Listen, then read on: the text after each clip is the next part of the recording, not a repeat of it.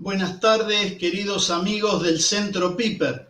Una vez más encontrándonos, en este caso, en el 10º encuentro de esto que hemos llamado Santo Tomás de Aquino, y cada vez que lo hemos hecho también con el año, ¿no? En el título, Santo Tomás de Aquino, en este caso 2023, 10º encuentro en torno a la figura de Santo Tomás, Así que una gran alegría de poder estar en este 10º encuentro, en esta 10ª jornada dedicada a Santo Tomás de Aquino, que ha sido hecha intermitentemente desde el año 2009 hasta el día de hoy.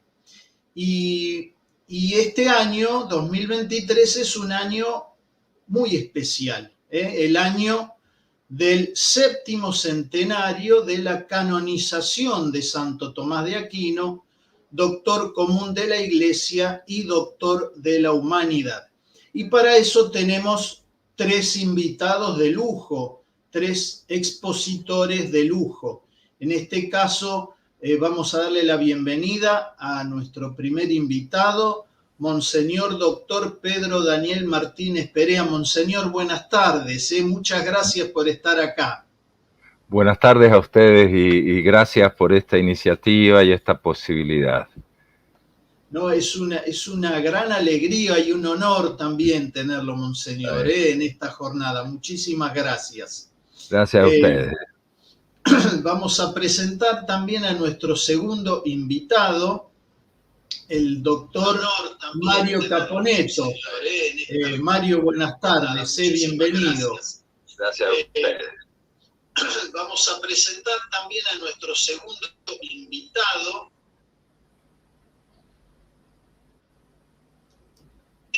Mario, buenas tardes, bienvenido.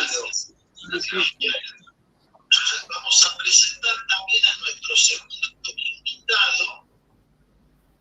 Ahí estamos teniendo algún problema en el audio con Mario, así que vamos a darle la bienvenida a nuestro tercer invitado por las dudas, a Ernesto Alonso. Mientras arreglamos ahí, Mario, ese problemita técnico de audio en el Multiespacio Cultural El Camino. Ernesto Alonso, bienvenido. Gracias por estar ahí.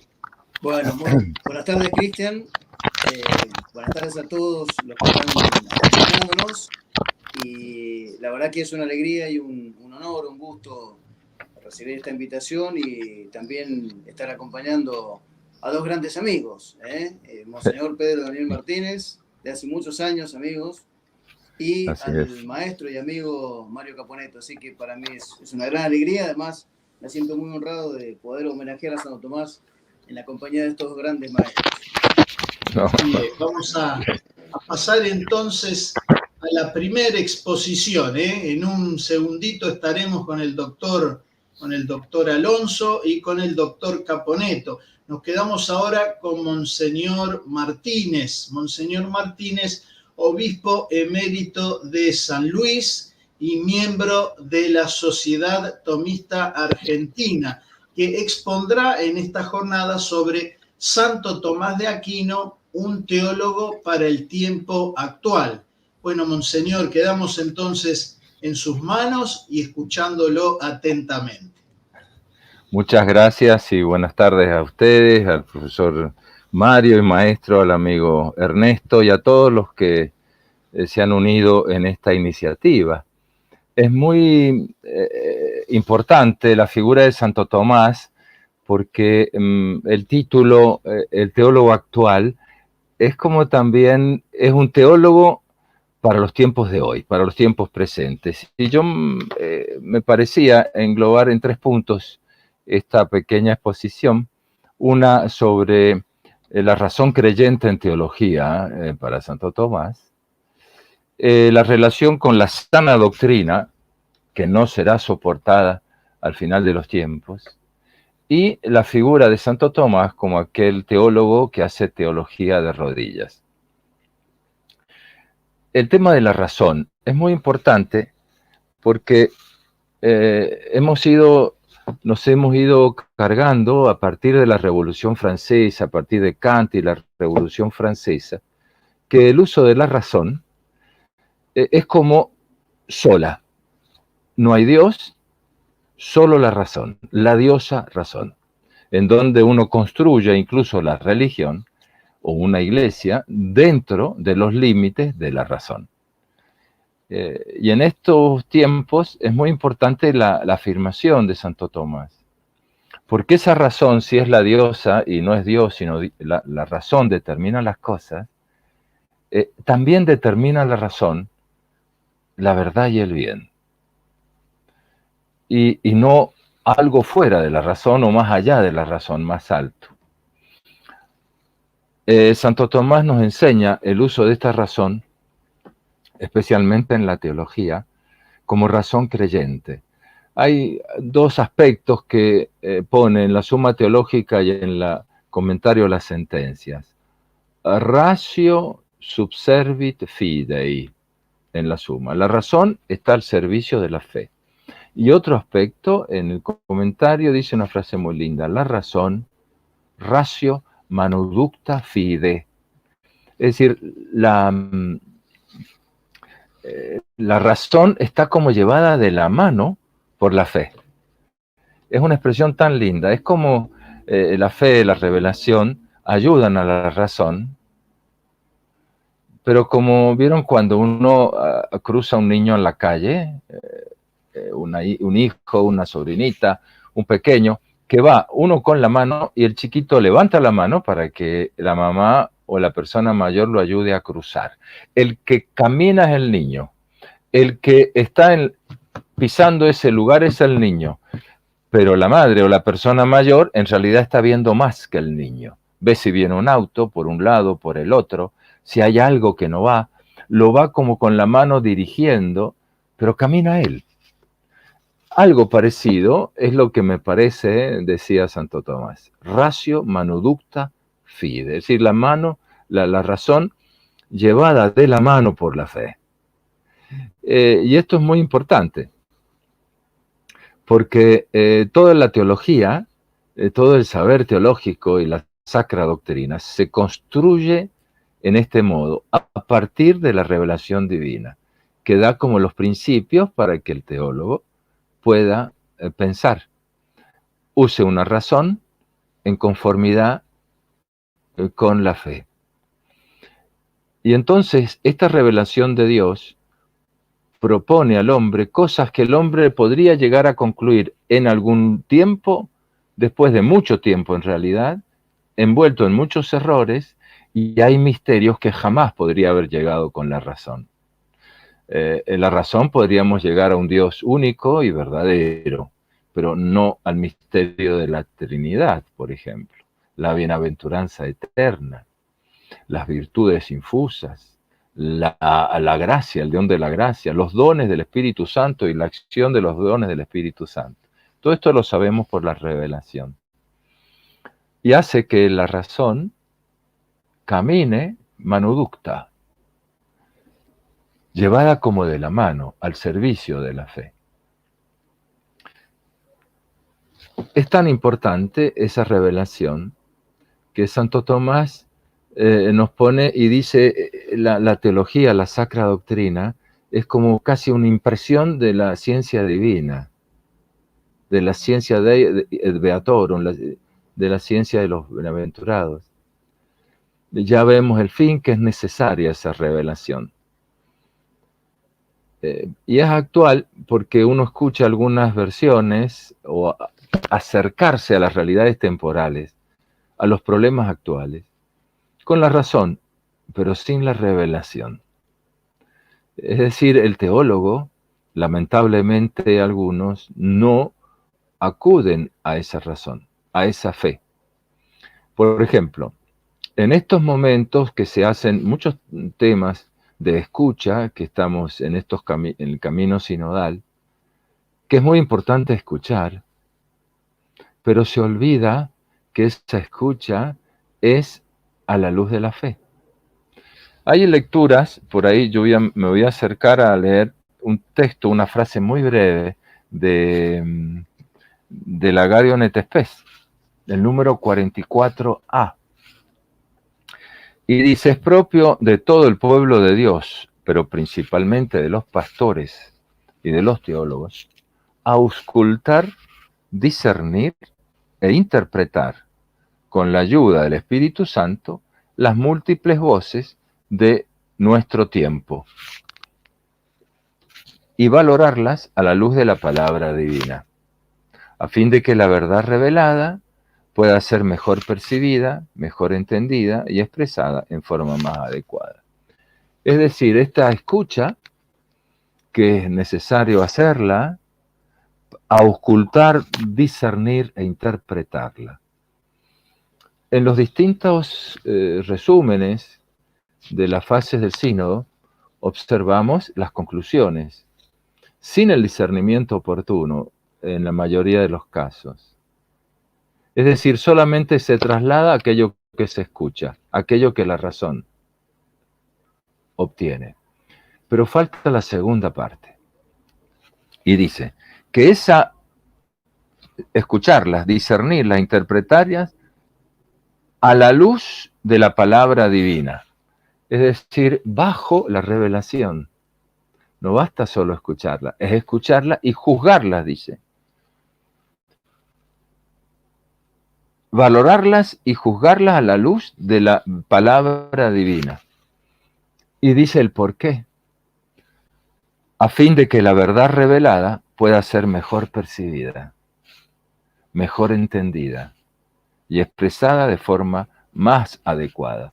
Es decir, el concilio tiene esta escucha de las distintas voces, los distintos lenguajes, las distintas situaciones, lo que pasa en la sociedad, las nuevas ideologías, sean sociales, económicas, morales, LGBT, toda la ideología del género, las distintas, la interpretación de la sexualidad y la moralidad. Uno escucha lo que piensan muchos. El problema es que eso que escucho tengo que juzgarlo a la luz de la palabra divina. Es decir, la palabra divina es la palabra de Dios, escrita o transmitida. Es decir, la Sagrada Escritura y la tradición apostólica, interpretada en el magisterio, como nos lo es propuesta por el magisterio, así como nos lo dice la Dei Verbum. Y dice más, con un fin, para que la verdad revelada pueda ser mejor percibida. Por ahí quedan las dudas si se transmite la verdad revelada.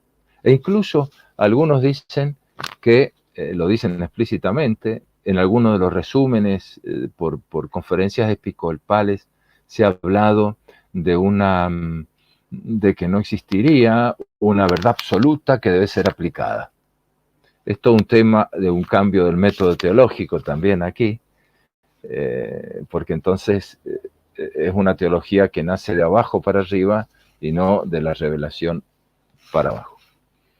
Para que la verdad revelada, pues, Santo Tomás habla constantemente, sobre todo en la primera cuestión, la necesidad de la revelación, de partir de la revelación, que tiene los principios, que la Sacra Doctrina la tiene como principios, y en la verdad revelada es la conclusión, como la ciencia subalternada, y entonces la verdad revelada como ciencia subalternante es una ciencia propter quid, conoce el porqué, y esa conclusión es para la ciencia subalternada, Sacra Doctrina, un principio de donde parte, es una ciencia quia, se dice. Bueno, y entonces dice la verdad revelada, pero no solamente como algo abstracto, sino para que sea mejor percibida, mejor entendida y expresada en forma más adecuada. Es decir, el fin de la Sacra Doctrina y la teología es que pueda ser entendida mejor la misma verdad revelada. Por eso me parece muy actual Santo Tomás, con estos principios, que él empieza así, la suma, poner en claro el uso de la razón, y que serían lo que tenemos hoy, es decir, uno que con la fe ve más que aquel sin la fe. Otra de las actualidades que me parecen tan importantes, el segundo punto, es la Sagrada Doctrina, que San Pablo nos dice en los últimos tiempos no será soportada. Y va a ser predicada por los predicadores del anticristo, que predicarán estas falsas doctrinas, y va a poder ir confundiendo a muchos. Pero dice más San Pablo, que es doctrina demoniorum, y es mentirosa. Es decir, al final, en los tiempos finales, lo decía San Pablo al principio, ¿no? Ahí en el siglo I, no será soportada la sana doctrina. Ahora, ¿por qué? Y aquí recurro a unas afirmaciones de Santo Tomás que las he puesto en otras oportunidades, pero me parece tan importante que, si me permiten, las puedo más o menos repetir. Se trata de la función de quien enseña la doctrina. Piensen en los que enseñan el catecismo, los teólogos, los doctores en la iglesia, la misión que tiene, que es transmitir la fe. Y dice que estos doctores están como en el oficio de la liturgia. Tenemos el oficio de mártires, el oficio de vírgenes y el oficio de doctores. En relación con ellos, Santo Tomás todavía dice que cada uno de ellos tiene una aureola especial. La aureola es un resplandor, y dice Santo Tomás, los que han ganado una victoria en una batalla singular y muy especial. ¿Por qué? Y lo pone en relación a los tres enemigos del alma: el mundo, el demonio y la carne. Entonces, contra el mundo, los mártires. Los mártires, dice, han tenido que luchar contra el mundo y han preferido dar la vida. Han abrazado la muerte por amor a Cristo y por eso tienen una aureola. Otra aureola tienen las vírgenes, en la lucha y en la victoria sobre la carne o las inclinaciones en relación a la virtud de la virginidad. Y entonces tienen una victoria especial. Fíjense, siempre Santo Tomás dice que habla en tercera persona. Impugna vero qua contra mundum pugnatur, la lucha contra, que se lucha contra el mundo, que se lucha en mi persona. Como los mártires, en cambio, dice, llega un momento la lucha contra el diablo.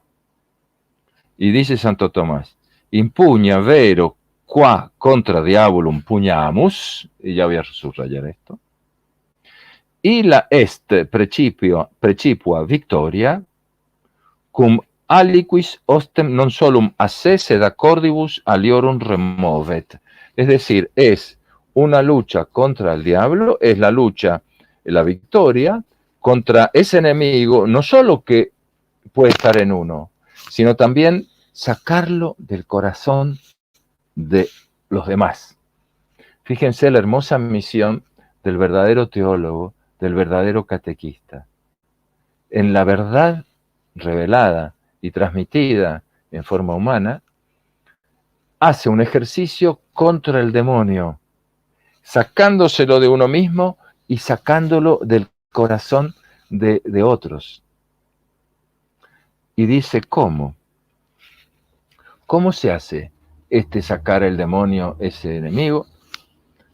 Quofit per predicationem et doctrinam.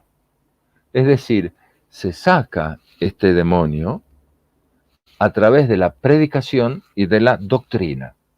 Y ahora entendemos por qué San Pablo dice que en los últimos tiempos no será soportada la sana doctrina. Es decir, la sana doctrina, la doctrina verdadera, que Dios nos mandó, según el orden natural y según la luz de la revelación, no será soportada, precisamente porque el demonio va a estar allí, o los predicadores del anticristo. Porque dice Santo Tomás, así como Cristo envió a sus predicadores, también el anticristo enviará a los suyos. Y ahora, esa lucha, cómo se logra la victoria? A través de la predicación y la doctrina, es decir, la sana doctrina. Y Santo Tomás agrega más, et ideo, y por ello, doctoribus et predicatoribus tercia aureola debetur. A los doctores y a los predicadores se le debe la tercera aureola, que es la aureola de los doctores. Y le decía que Santo Tomás pone esta frase, impugna vero qua contra diabolum pugnamus, en la lucha, por el contrario, que luchamos contra el diablo.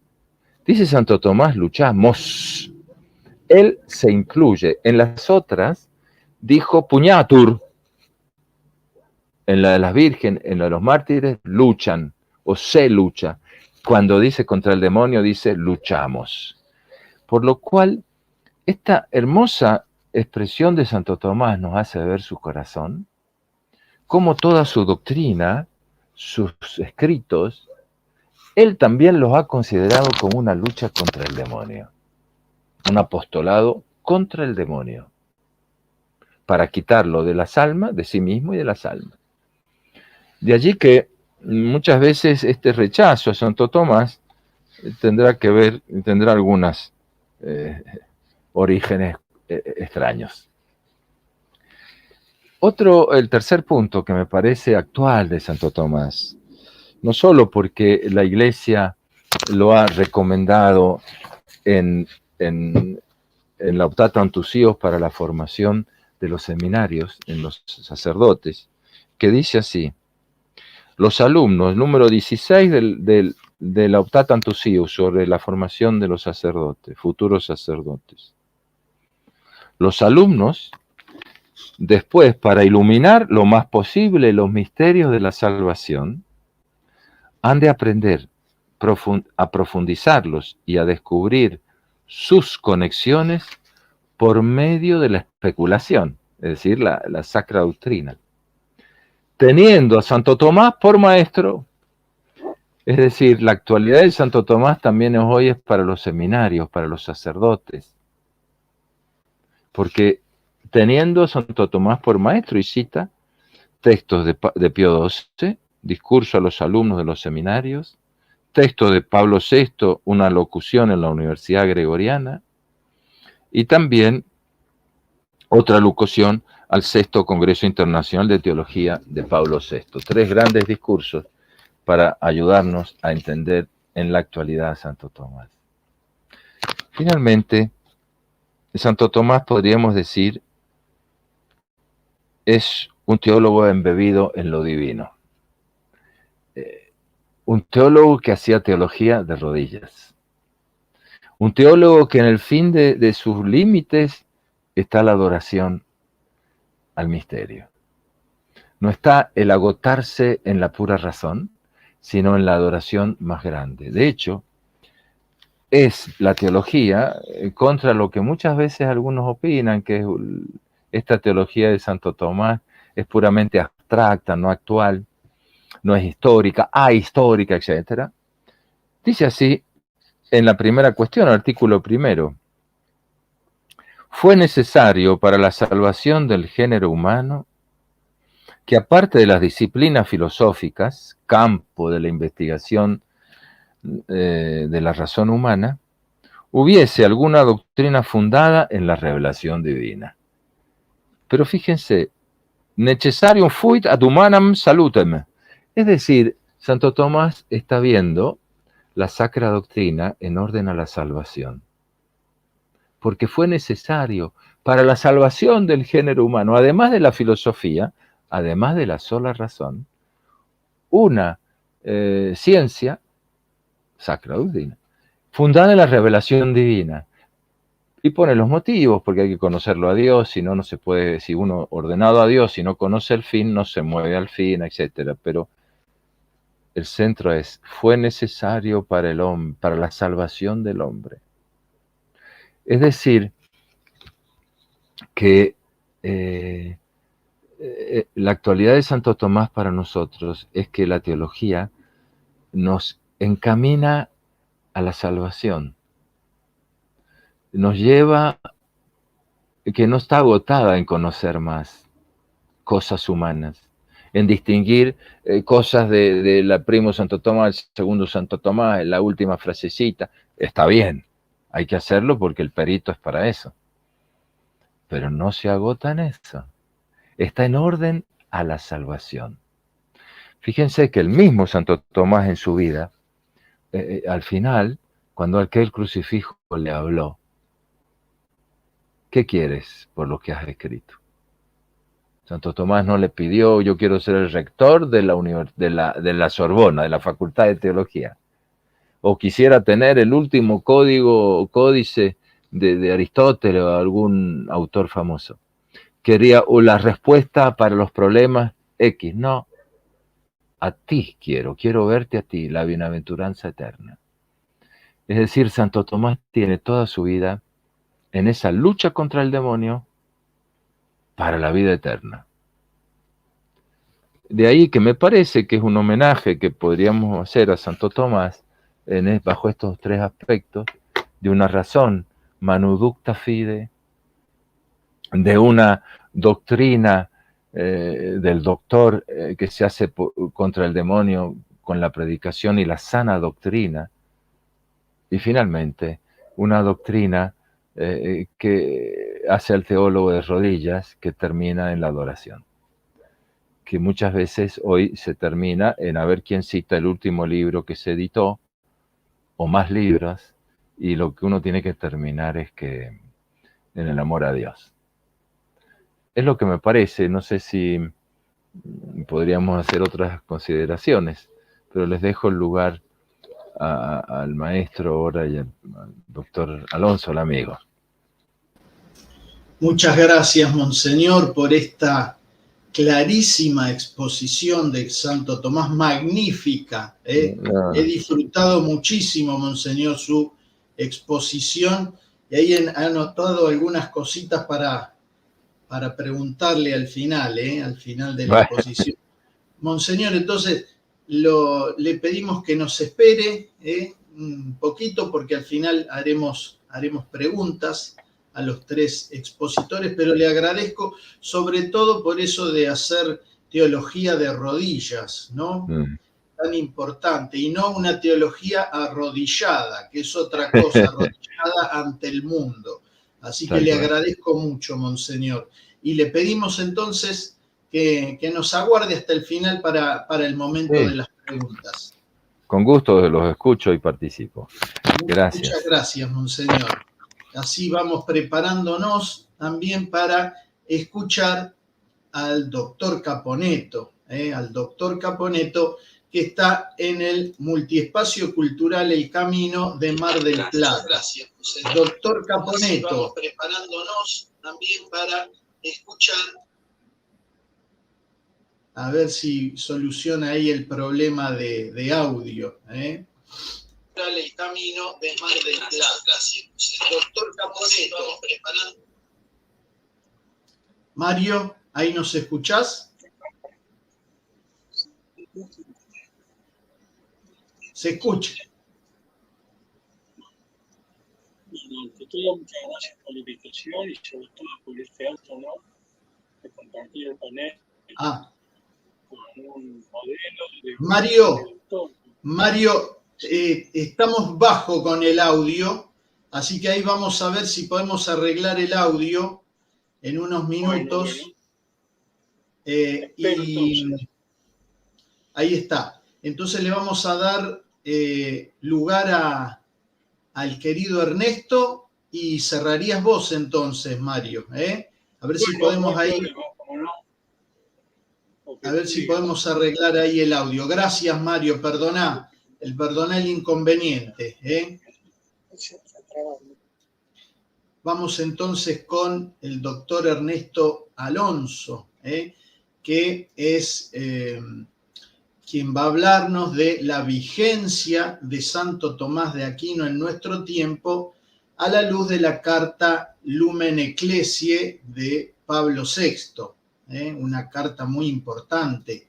El doctor Ernesto Alonso es delegado local de la Cita en Buenos Aires, de la Sociedad Internacional Tomás de Aquino, en su sección argentina. Ernesto, bueno, te agradecemos mucho. Ahí tenés el audio cortado, tendrías que habilitar el audio para que te podamos escuchar. Ahí estamos. Creo que sí, ahí me escuchan. Ahí sí. Bueno, entonces quedamos en tus manos y te escuchamos atentamente, Ernesto. Bueno, muchas gracias, Cristian. Muchas gracias a todos. Es una alegría haberlo escuchado a Monseñor Martínez, una precisa y muy preciosa reflexión sobre Santo Tomás como teólogo en la actualidad. Algunas cosas quizás se superpongan a partir de esta consideración breve que quiero hacer sobre este documento, esta carta de Pablo VI, de San Pablo VI, Lumen Ecclesiae, ¿no? Creo que la providencia divina nos regala 3 años de celebración y de homenajes a nuestro maestro y patrono Fray Santo Tomás de Aquino, porque este año estamos recordando y celebrando los 700 años de su canonización en 1323. El año próximo recordaremos los 750 años de su muerte, 2024, 1274-2024, y en el 2025 celebraremos los 800 años de su nacimiento. De modo que este trienio jubilar nos invita a renovar nuestra fidelidad al magisterio de Santo Tomás y también nuestra devoción, porque es un santo, un gran santo de la Iglesia Católica. Yo también he articulado mi presentación así rápidamente, que espero que sea rápida, digamos dentro de los plazos, dentro del tiempo concedido, en 3 partes. Primero, una primera consideración general sobre la Lumen Ecclesiae de Pablo VI. Luego voy a referirme a 3, en realidad 4 recomendaciones que da Pablo VI para al recto aprovechamiento de Santo Tomás en nuestro tiempo. Y por último, haré una muy brevísima y sencillísima consideración sobre Santo Tomás como santo. Me gustaría leer algunas cosas, de modo que espero me tengan paciencia. Lumbrera de la Iglesia y del mundo entero, así es aclamado con razón Santo Tomás de Aquino, el cual es objeto de especiales celebraciones este año en que se cumple el 7º centenario de su muerte, acaecida en el monasterio de Fossa Nova, el 7 de marzo de 1274. Esta es una cita con la que comienza su carta, el sumo pontífice Pablo VI, y que fue dirigida al maestro general de la Orden de Frailes Predicadores en ese entonces, carta que estuvo fechada en Roma el 20 de noviembre de 1974. Y añadía el pontífice que, cito, aún 700 años después de su muerte, el santo doctor debe ser celebrado no solo como excelso pensador y doctor del pasado, sino también por la vigencia de sus principios, de su doctrina y de su método. Esto está en el número 1 de la Lumen Ecclesiae. Más todavía, Pablo VI escribe que los romanos pontífices sostuvieron con su autoridad la doctrina de Santo Tomás cuando aún vivía. Protegieron al maestro y defendieron también su doctrina contra los adversarios. Y aún después de su muerte, cuando algunas proposiciones suyas fueron condenadas por autoridades locales, se está refiriendo Pablo VI al entonces obispo de París, la Iglesia no dejó de honrar al fiel seguidor de la verdad, sino que ratificó su veneración, inscribiéndolo en el registro de los santos el 18 de julio de 1323 y concediéndole el título de doctor de la Iglesia el 11 de abril de 1567. Fue declarado doctor de la Iglesia por un papa santo también y dominico, como fue San Pío V, ¿no? Entonces, en los minutos que tengo a continuación me gustaría referirme a este breve, preciso y muy provechoso documento, comentando en particular algunos pasajes de la tercera parte del documento de la carta, en la que Pablo VI se ocupa específicamente del ejemplo de Santo Tomás para nuestro tiempo. Eso está en los números, esta tercera parte comprende los números 21 al 30 de la Lumen Ecclesiae. Digamos unas palabras sobre el documento en líneas generales, ¿no?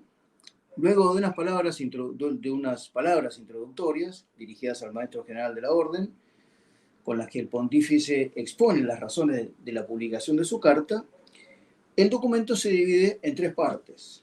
En la primera, el Papa se ocupa con detenimiento y precisión de Santo Tomás en el contexto sociocultural y religioso de su tiempo.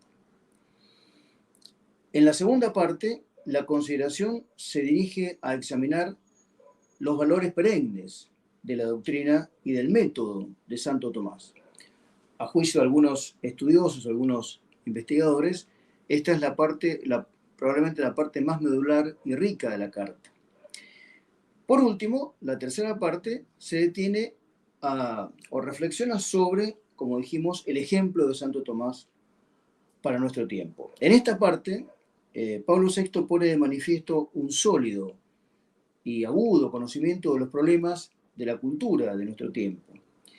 Y añade, con sus propias palabras, o quiere añadir, y lo dice con sus propias palabras, alguna exhortación sobre la recta utilización de su obra, necesaria hoy para adherirse a su espíritu y a su pensamiento, dice Pablo VI. Y podríamos añadir nosotros, además de avanzar en la solución de los tropiezos para la propagación de la fe que viene poniendo, digamos, la actual cultura secularizada, posmoderna o de la posverdad, como prefiramos llamarla, ¿no?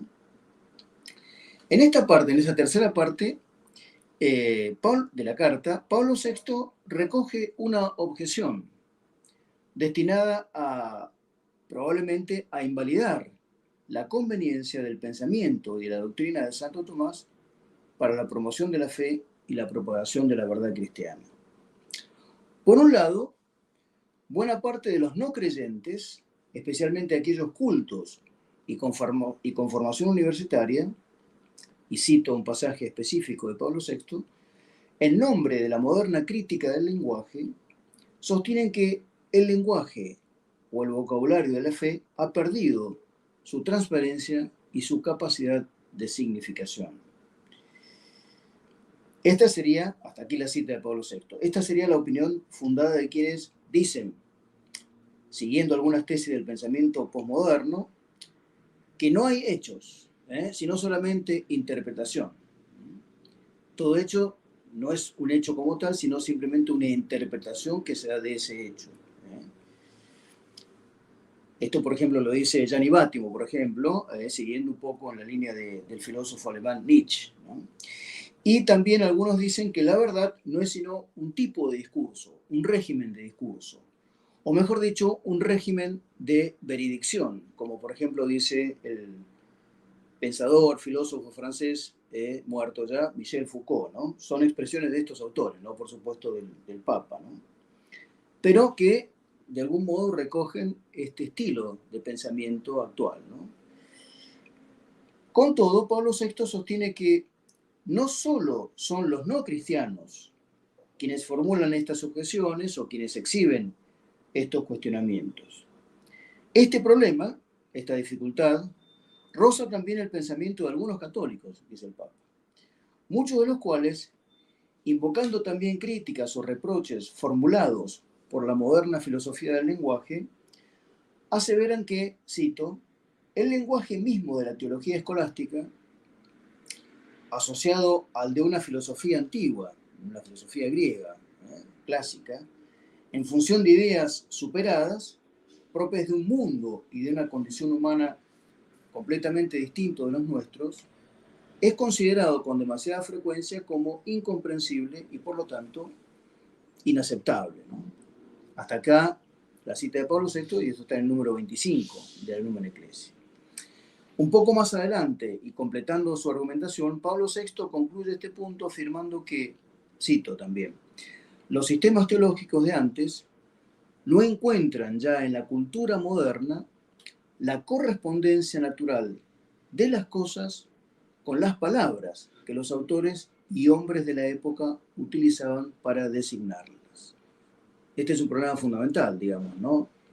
De lingüística, de semántica, pero finalmente de nociología y de metafísica. No encontrar la correspondencia natural de las cosas con las palabras que los autores, los clásicos, es decir, en este caso Santo Tomás, utilizaban para designar, por ejemplo, para expresar las verdades de la fe, ¿no? o para la elaboración teológica, por cierto. Se sigue que, estando cerca de la forma mental propia de la época medieval, el pensamiento teológico de Santo Tomás resulta ahora un tanto difícil, exige tiempo y esfuerzo a los que quieren familiarizarse con él y queda reservado más que nunca a los especialistas dedicados a estos estudios. Hasta acá también la cita de Pablo VI. Digamos que ciertamente se puede coincidir con el diagnóstico del Papa Pablo VI, pues hay asuntos que tienen que ver con la dificultad, hay problemas que tienen que ver con la dificultad del lenguaje y seguramente de la técnica, del razonamiento o la argumentación propias de la teología escolástica o de la teología de Santo Tomás. Dificultades que exigen esfuerzo y tiempo y que al mismo tiempo son recursos de los que no disponen los hombres aún cultos de la actualidad y que en consecuencia dicha labor, o sea la elaboración de la teología, queda reservada a los especialistas. Este sería un poco la explicación del argumento que acabamos de escuchar de Pablo VI. Sin embargo, con alguna modestia, ciertamente, y sostenidos por la autoridad de filósofos y teólogos católicos de consideración, creemos que otro problema más grave y de fondo imposibilita la admisión del pensamiento teológico de Santo Tomás en nuestra cultura. A algo ya aludió claramente Monseñor Martínez, ¿no? Nosotros lo diremos con las palabras, creo yo, autorizadas del padre Cornelio Fabro, uno de los más eminentes estudiosos del pensamiento de Santo Tomás en los años recientes. Bueno, el padre Fabro murió en 1995, ya van a ser 30 años. El padre Fabro ha definido como aventura cierta deriva de la teología católica contemporánea. De hecho, me estoy refiriendo a La aventura de la teología progresista, uno de sus libros más reputados sobre el tema, en mi modesta opinión. Fabro expresa que la teología progresista propone una reinterpretación del cristianismo. Piensan, dice Fabro, los teólogos progresistas, que es necesario llevar adelante, o consumar, digamos, la obra de apertura iniciada por el Vaticano II, con la ampliación indiscriminada del pluralismo teológico y filosófico, el ecumenismo, sobre la base de la secularización radical, y más en general con la asunción del principio del trascendental moderno, que ha conducido a la denominada inversión antropológica de la teología. Unas líneas más adelante, explica Fabro que lo que él llama, criticando a un autor en particular, la inversión antropológica, se funda en el principio moderno de la inmanencia, que rechaza la trascendencia metafísica de Dios y más aún la realidad sobrenatural de la redención de Cristo. En consecuencia, continúa Fabro, se está desarrollando actualmente dentro de la teología católica el más grande esfuerzo de rechazo de la trascendencia y de lo sobrenatural. Y esto, según los nuevos teólogos, parecería ser el único modo posible para poder seguir hablando de Dios al hombre de nuestra sociedad secularizada. Esto lo decía Fabro en este libro que cito en el año 1974. Es un libro contemporáneo del texto de Pablo VI que estamos considerando, aunque, digamos, no haya vínculos o vinculaciones entre sí, ¿no? Se puede decir que después de Kant, el Monseñor Martínez lo citó recién, es una referencia a él, el filósofo del idealismo trascendental, el lenguaje religioso sobre Dios ha perdido sus raíces ontológicas, sus raíces metafísicas, ¿no? por la misma concepción kantiana del conocimiento metafísico, que considera nulo, digamos, ¿no? O no científico, por cierto. Por lo tanto, dice, se tiende a reducir a Dios al postulado de la acción moral, del imperativo moral, kantiano, ¿no?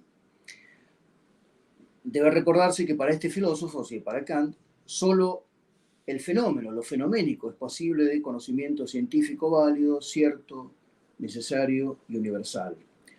No así la cosa en sí, digamos, lo que Kant llamaba el noumeno, ¿no? O lo que podríamos llamar nosotros en el lenguaje más cercano a Santo Tomás, la esencia, la quidditas o la naturaleza íntima de las cosas.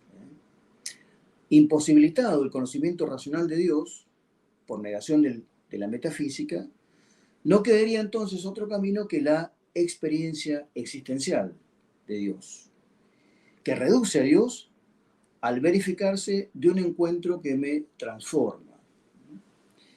O bien, como también lo afirma Fabro, la de aquellas teologías que conceden demasiada importancia a las condiciones socioculturales de apropiación, a través de las cuales el sujeto hace propia la realidad de Dios, arriesgando de este modo reducir el misterio de Dios al significado que tiene para el hombre. Me entretengo un poco en estas cosas porque simplemente quiero acotar que la dificultad que tendrían los modernos, aún los creyentes, como dice Pablo VI, para admitir a Santo Tomás, no radicaría solamente en una cuestión de erudición, tecnicismos o dificultades de ese tipo, o de recursos de tiempo, sino que también hay un obstáculo desde el punto de vista filosófico y también desde el punto de vista teológico, que es lo que muy sintéticamente hemos tratado de expresar, ¿no?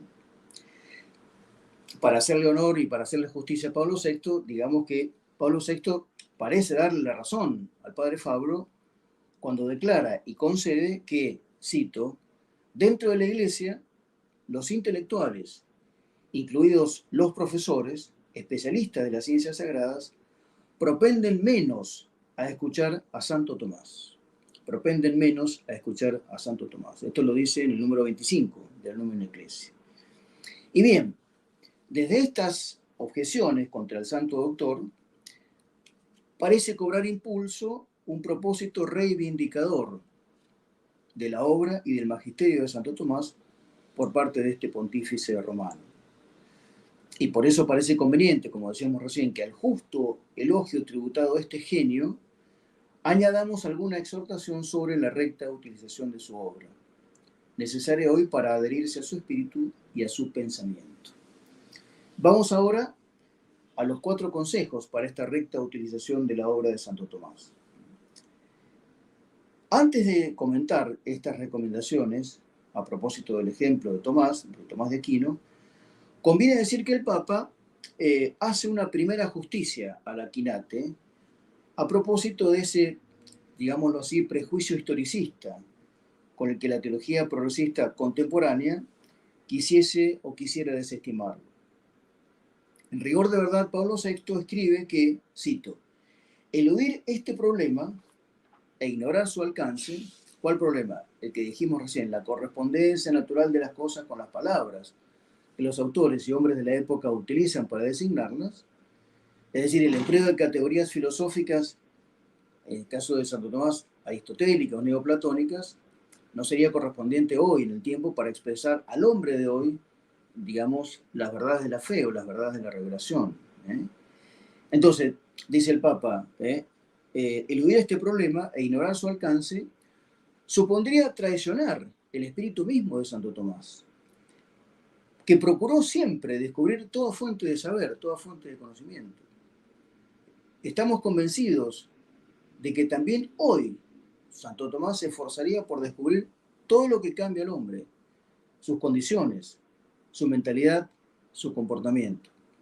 Él gozaría ciertamente de todos los medios hoy a su alcance para hablar de Dios de manera más digna y conveniente que en el pasado, pero sin perder aquella seguridad noble y serena que solo la fe puede dar al entendimiento humano.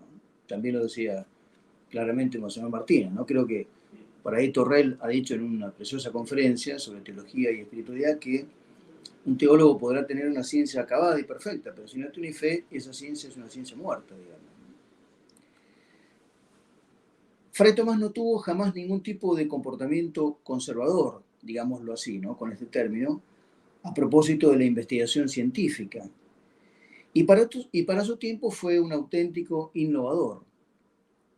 Al contrario, algunos de sus contemporáneos mantuvieron posiciones y actitudes contrapuestas al genuino espíritu inquisitivo del hombre de ciencia que fue Tomás, por ejemplo.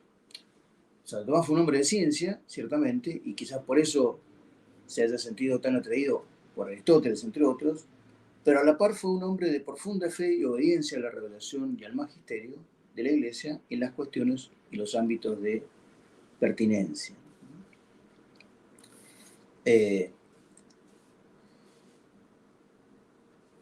Vayamos ahora, sí, a los consejos de Pablo VI para acercarnos a la obra y al genio de Tomás de Aquino y para acercar más aún a nuestros contemporáneos, porque de eso se trata, ¿no? Muchos de ellos faltos de este pan esencial de la verdad, ¿no? Los vamos a enunciar siguiendo a la letra, digamos, la expresión de Pablo VI, e intentaremos hacer algún comentario sobre ellos en particular. En primer término, dice Pablo VI, los que se dedican en la Iglesia al ministerio de estudiar y enseñar la teología, realicen el esfuerzo necesario para que el pensamiento del doctor Angélico pueda ser comprendido en su vitalidad fuera del ámbito restringido de la escuela. De esta manera podrán guiar a los que, sin posibilidades para hacer este esfuerzo, tienen necesidad de aprender sus líneas maestras, el equilibrio doctrinal y sobre todo el espíritu que penetra e informa sus obras. Esto lo dice en el número 26 de Alumni Ecclesiae. La verdad que creo que cada palabra tiene su sentido, un sentido preciso, ¿no? Y no hay desperdicio en lo que dice Pablo VI, ¿no? Nosotros decimos que esta primera recomendación sugiere una constante, perdurable y sensata labor de actualización del patrimonio doctrinal escolástico tomista. Estas son palabras de Pablo VI. Creemos que no debería entenderse este consejo, esta primera recomendación, como un cierto rechazo o un desprecio por el conocimiento erudito de especialista de la obra y del pensamiento de Santo Tomás. El conocimiento especializado será siempre necesario. Con todo, para el hombre, sobre todo para el hombre culto de nuestro tiempo, imposibilitado de acceder a la riqueza doctrinal de la escuela. Pablo VI utiliza esta expresión, la escuela. Creo yo, modestamente, que se está refiriendo al tomismo, digamos, ¿no? Es decir, entendiendo principalmente a Santo Tomás de Aquino y muy probablemente a sus grandes comentadores, ¿no? Y a sus estudiosos. Con ese, creo que eso es la extensión del término escuela, ¿no? Entonces, dice, imposibilitado de acceder a la riqueza doctrinal de la escuela, será necesaria una cierta labor de síntesis que tenga presente y exponga las líneas maestras y el espíritu que anima las obras y el pensamiento del doctor Angélico. Es claro que esta labor expositiva de la síntesis tomista, la palabra síntesis tomista la estoy usando yo, digamos, no es del vocabulario de Pablo VI, pero me permito tomarla así porque Pablo VI dice o habla explícitamente de las líneas maestras y del espíritu que anima las obras de conjunto, digamos, de Santo Tomás.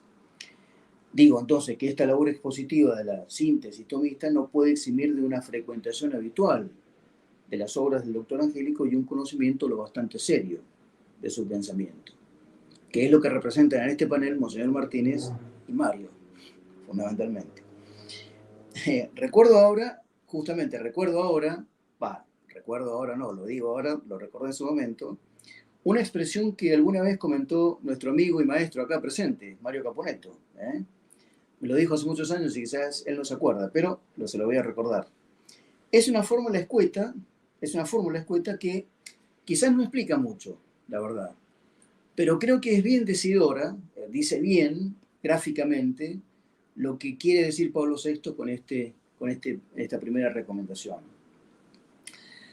Uno diría que para los estudiosos e investigadores de la doctrina del angélico, se trata no solo de ir a Tomás, entendiendo esta locución, ir a Tomás, como un conocimiento erudito o exhaustivo de sus obras, sino también de traer a Tomás. Esto fue lo que dijo Mario, ¿no? Hay que traer a Tomás a nosotros, no solamente ir a él, sino traerlo a nosotros. Y nos parecía entender, cuando Mario me explicaba esto, que esto es, o significa emplear suficientemente sus principios para iluminar los problemas que postulan las ciencias y los conocimientos de la contemporaneidad. No solo iluminar problemas nuevos, sino producir conocimiento nuevo. No solo iluminar problemas nuevos, sino producir conocimiento nuevo, a partir de o mediante la relación entre los principios de la reflexión tomista y los contenidos y las conclusiones, y los principios también, claramente, de las disciplinas científicas actuales. Un segundo deber, o sea, una segunda recomendación, dice Pablo VI, consiste en considerar atentamente lo que más interesa hoy a cuantos se esfuerzan por obtener una mejor inteligencia de la fe. En efecto, continúa Pablo VI, si no se penetra bien en el pensamiento contemporáneo, es imposible distinguir y mucho más exponer, cotejando adecuadamente las diferencias y semejanzas, el tema que se aborda y al que la teología ilumina plenamente. Esto está en el número, esta cita, esta recomendación está en el número 27 de la Lumen. Es cierto que Pablo VI tiene en cuenta y menciona de modo explícito el cultivo y la enseñanza de la teología, no las disciplinas científicas que, por ejemplo, cultivamos los laicos, como Mario y yo. Pero la recomendación es igualmente relevante, pues el Papa se refiere señaladamente, y lo dice, al pensamiento contemporáneo y a la necesidad de entablar un diálogo con él. Lo es, entre otras razones, pues las actuales disciplinas científicas, las que más o menos cultivamos, están fundadas en la epistema moderna y contemporánea. Por ejemplo, la psicología científica actual, la moderna teoría de la educación, por ejemplo, la teoría social, la sociología, ni qué decir de las recientes ciencias del lenguaje, la lingüística, la semántica, la estética, la teoría del arte. En rigor, Pablo VI menciona unas líneas más adelante, disciplinas como la historia, la antropología, estoy seguro que se refiere a la antropología sociocultural, no a la filosófica, las ciencias naturales, las cuestiones económicas y sociales. Y dice Pablo VI, cuyos especialistas demuestran con sus obras que también bajo este aspecto le deben mucho al gran doctor. ¿Y por qué? Uno se puede preguntar, ¿por qué le deben mucho al gran doctor? A Santo Tomás. Porque abrevaron en los principios de la filosofía que están contenidos en las grandes síntesis teológicas de Santo Tomás. Cotejo necesario, es la exacta expresión que el mismo Pablo VI emplea, sosteniendo que los verdaderos discípulos de Santo Tomás no dejaron nunca de efectuar este cotejo necesario. Cotejo necesario. Vamos a la tercera recomendación. Esta pone énfasis en la necesidad de buscar, como en un diálogo ininterrumpido, una comunión vital con el propio Santo Tomás. En efecto, este se presenta a nuestra época como maestro de un método eficacísimo de pensar, al ir directamente a la raíz de lo que es esencial, al aceptar con humildad y buena disposición la verdad de donde quiera que venga, y al dar un ejemplo singular del modo cómo deben armonizarse entre sí los tesoros y las exigencias supremas de la mente humana y las profundas realidades contenidas en la palabra de Dios. Esto está en el número 28 de la Lumen Ecclesia. Acá me parece que lo relevante es, aunque esta tercera recomendación guarda relación estrecha con la segunda que acabamos de ver, me parece que acá me da la impresión de que Pablo VI quiere poner más énfasis en el método de Santo Tomás, en el método de trabajo de Santo Tomás. Un poco más adelante, el pensamiento de Pablo VI a propósito de esta tercera recomendación se hace más explícito al sostener que, No hay fidelidad verdadera y fecunda si no se aceptan los principios de Santo Tomás, recibiéndolos como de sus manos. Estos principios son faros que arrojan luz sobre los problemas más importantes de la filosofía, y diríamos también de la ciencia, ¿no? Y hacen posible entender mejor la fe en nuestro tiempo, así como los puntos fundamentales de su sistema y sus ideas fuerza. Así, el pensamiento del doctor Angélico, cotejado con las aportaciones siempre nuevas de las ciencias profanas, experimentará, en virtud de una especie de fecundación mutua, una nueva primavera de vitalidad y de lozanía. A propósito del método de Santo Tomás, siempre me llamó la atención lo que decían algunos maestros que tuvimos en la lejana juventud, en el sentido de que Santo Tomás se hacía cargo perfectamente bien de las objeciones, por ejemplo, en las sumas o en las cuestiones disputadas, con tal exactitud, con tal precisión, que uno parecía estar escuchando realmente al adversario, al contendiente de Santo Tomás, y no lo que Santo Tomás reproducía con exactitud de su adversario, de su contendiente. Eso es algo que quizás lo hemos perdido en el diálogo contemporáneo, ¿no? Quizás no somos capaces de hacer eso por diversas razones. Y la otra cuestión importante en el método es esto que dice Pablo VI, ¿no? Aceptar con humildad y buena disposición la verdad de donde quiera que venga. Eso también no es la metodología que habitualmente se enseña en las universidades, pero es un buen principio metodológico, porque eso es la capacidad que tiene la apertura y la capacidad de apertura que tiene el entendimiento al conocimiento de lo real y al conocimiento del ser.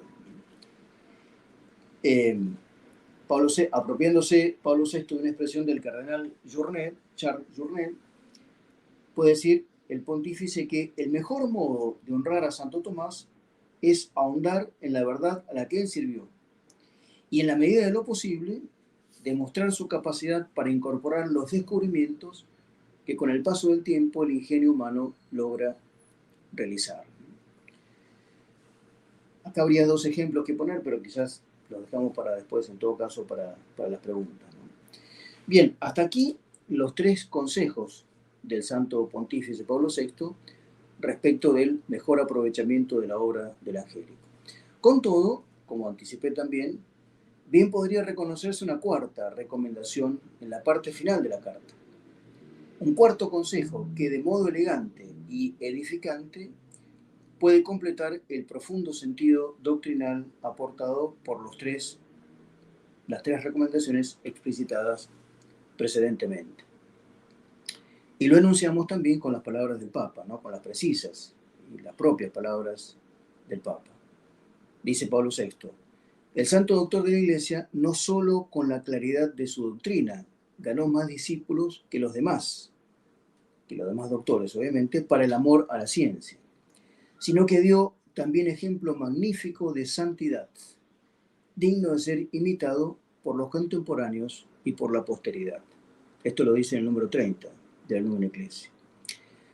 En efecto, todos conocemos la citada expresión del Papa Pío XI, ¿no? Referida a Tomás de Aquino, aquella que lo define como el más santo entre los doctos y el más docto entre los santos, ¿no? Conocedores, todos, los que más o menos medianamente o modestamente conocemos a Santo Tomás, la vida de Santo Tomás, su intensa devoción por la Eucaristía, la celebración del santo sacrificio de la misa, y también conocedores de su amor por el crucificado. Y me gustaría cerrar con una expresión, ¿no?, de un fraile dominico, el fray Aníbal Fosbury, fundador de FASTA, que dice: Santo Tomás tiene una cosa especial. Si ustedes me dijeran cómo lo definiría Santo Tomás, yo diría que es el santo de la verdad. Se hizo santo amando la verdad, se hizo santo buscando la verdad, y se hizo santo consagrando su vida a la verdad, ¿no? Y Dios le dio la gracia de poder hacerlo. Dios le dio la gracia de poder hacerlo. Qué camino magnífico y difícil es el de santificarse en la verdad. El Señor, antes de la última cena, cuando hace la oración por los apóstoles, le pide al Padre por sus apóstoles y dice: Padre, no te pido que los quites del mundo, sino que los preserves del maligno. Padre, santifícalos en la verdad. Bueno, nosotros creemos, y creo que compartimos esta convicción, que Santo Tomás de Aquino fue santificado en la verdad, y más todavía, fue santificado por la verdad. Bueno, hasta aquí, muchas gracias. Muchas gracias, Ernesto, muchas gracias por tu hermosa exposición, por recordarnos tantas cosas lindas, de no solamente ir a Tomás, sino traerlo, y gracias por traerlo en esta tarde. Muchas gracias. Bueno, también te invito a que te quedes hasta el final para el momento de alguna pregunta. Sí, con gusto, con gusto. Gracias, Ernesto. Pasamos ahora entonces al querido Mario Caponetto, que está en el Multiespacio Cultural El Camino. Doctor Caponetto, buenas tardes. Buenas tardes, querido Cristian, ¿cómo estás? Bueno, ahora sí te vemos y te escuchamos perfecto, así que está todo solucionado ahí el inconveniente. El doctor Mario Caponetto. Gracias. Sí. El doctor Mario Caponetto hablará sobre Santo Tomás de Aquino, maestro del silencio. Maestro del silencio. Mario Caponetto está dedicado hace años ya a la traducción de textos de Santo Tomás. Nos ha regalado algunos inéditos en estos años.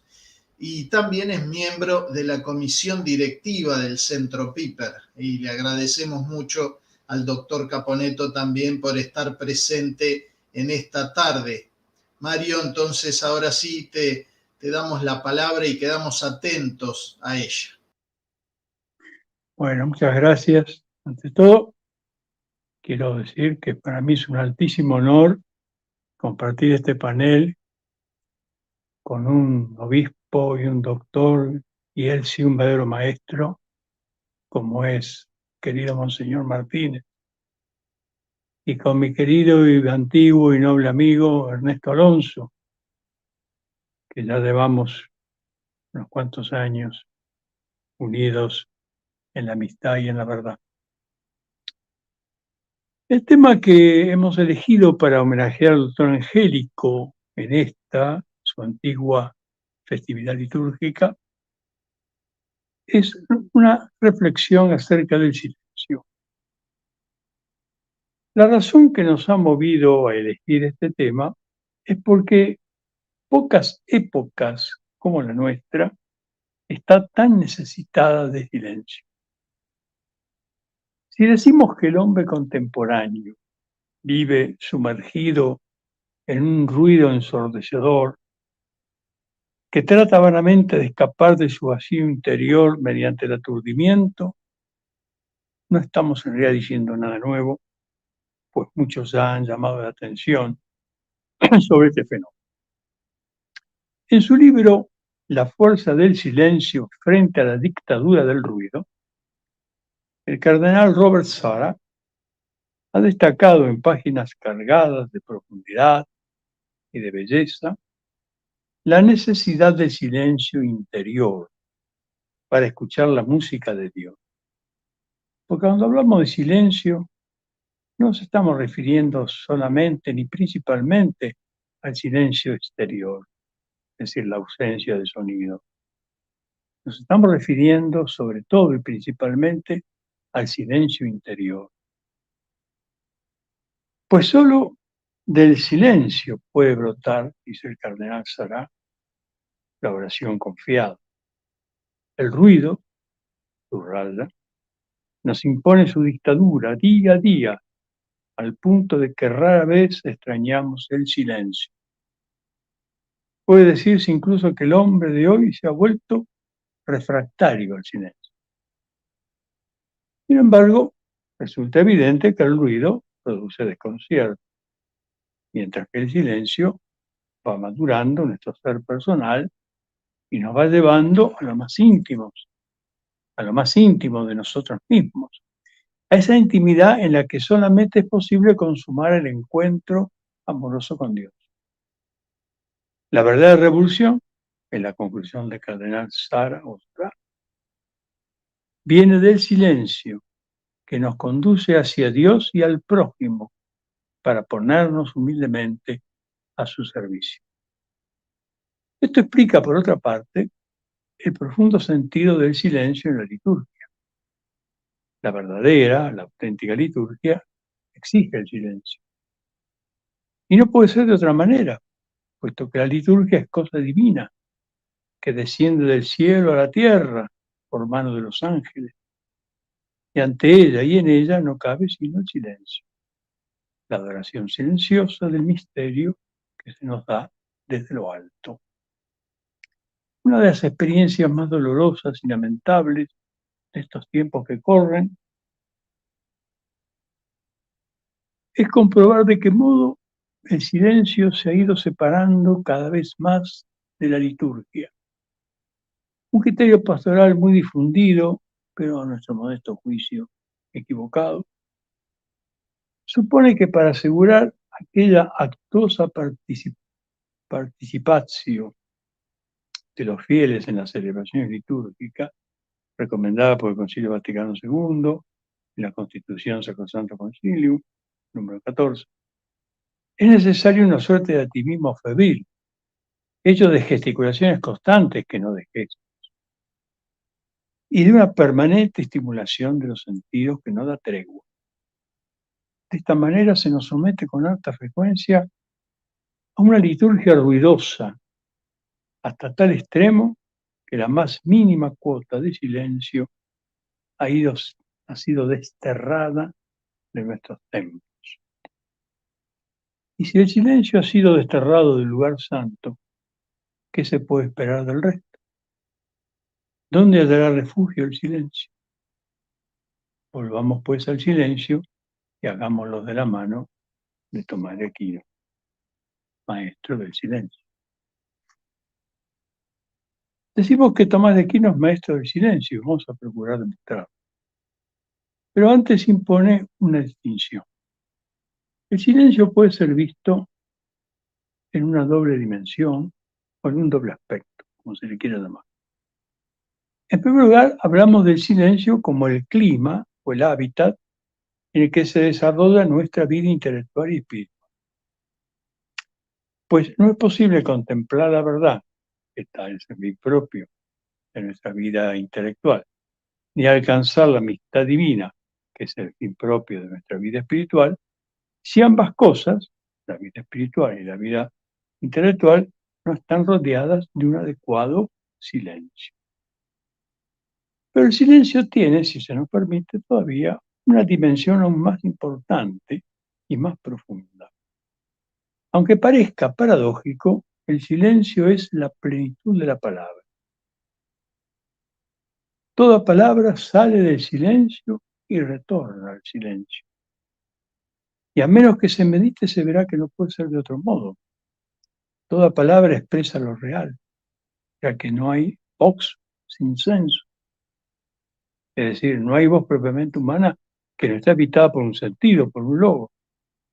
Pero existe una inconmensurabilidad entre la capacidad expresiva de nuestras voces y lo real. Y es esta inconmensurabilidad la que explica el hecho de que nuestras palabras, desbordadas por lo real, se vean obligadas, en cierto punto, a callar ante lo inefable. Insistimos en esta circularidad. La palabra brota del silencio y retorna al silencio. Por eso dice el cardenal Sara, si bien el habla caracteriza al hombre, el silencio es lo que lo define, porque la palabra hablada solo adquiere sentido en virtud del silencio. Esto se aprecia mejor si apelamos a una analogía con el silencio en la música. Cuando un silencio aparece en el pentagrama, indica que esa parte no ha de tocarse. Reflexionando un poco más a fondo, es posible afirmar que el silencio en la música es tan importante y tan fundamental como el propio sonido, puesto que la música, la buena música, no es sino un armonioso entramado de sonido y silencio. Como también, siguiendo con la analogía del arte, lo es el lienzo en blanco para un pintor, las pausas entre las palabras para un poeta, la quietud del bailarín o los espacios vacíos para un arquitecto. Pues bien, en ambas dimensiones, en ambos aspectos, el Aquinate nos ha dejado algunas enseñanzas realmente preciosas. En primer lugar, nadie como él ha insistido en la conveniencia y aún la necesidad del silencio para una adecuada vida de la inteligencia. No olvidemos que él mismo mereció, parte de sus condiscípulos, el mote de buey mudo. Tal era su silencio, su carácter taciturno, su extrema parquedad, su absoluta concentración en el estudio. Y a pesar de la intención burlona de quienes así lo apodaban, nada en definitiva describe mejor la recia personalidad del santo doctor.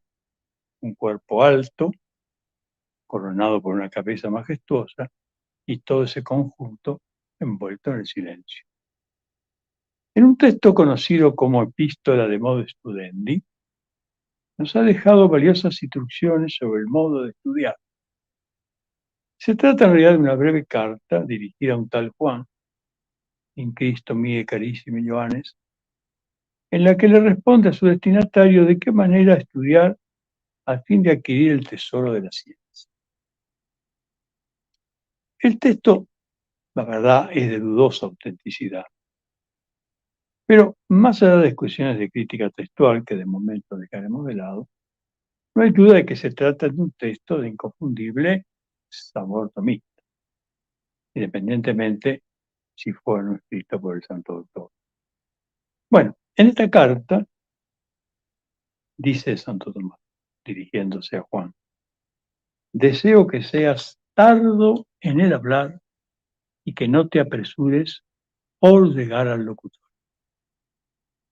Arnilocum te et iuvio et tarde locutorium accedentem.